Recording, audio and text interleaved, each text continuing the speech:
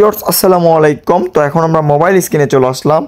আপনাদেরকে আমি আজকে দেখিয়ে দেবো কিভাবে আপনারা ফেসবুক আইডি কিভাবে আপনারা লুকিয়ে রাখবেন এবং ফেসবুক আইডি হাইড করে রাখবেন। আমরা অনেক সময় দেখা যায় আমাদের ফেসবুক অ্যাকাউন্ট কাউকে না বলে যখন তৈরি করি সেক্ষেত্রে দেখা যায় তারা আমার অ্যাকাউন্টটি আর কি সার্চ করে বের করতে চায়। কিন্তু আপনি যদি চান আপনার ফেসবুক অ্যাকাউন্টে আপনি কোনো প্রকার সার্চ লিস্টে রাখবেন না এবং কি আপনার ফেসবুক আইডিটি আপনি হাইড করে রাখবেন, তো আপনি যদি চান আপনি তাহলে এই কাজটি করতে পারবেন।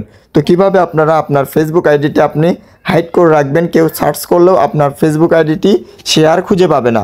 তো কিভাবে এই সেটিংটি করবেন আজকের এই ভিডিওটির মাধ্যমে আমি আপনাদেরকে এটা দেখাবো।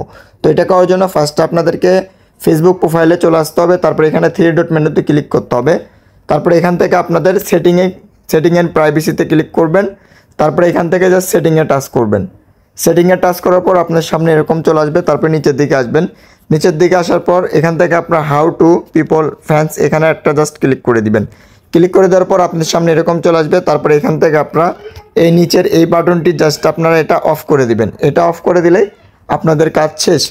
তো এখন যদি আপনাদের ফেসবুক আইডিটি কেউ সার্চ করে এবং কি আপনাদের ফেসবুক আইডি থেকে যদি কেউ লিঙ্ক নিতে চায় সেক্ষেত্রে কোনো ধরনের আর কোনো কিছুই পাবে না, এবং কি আপনার ফেসবুক আইডি কেউ সার্চ করলেও পাবে না, এবং কি আপনার ফেসবুক আইডি কেউ খুঁজেও পাবে না।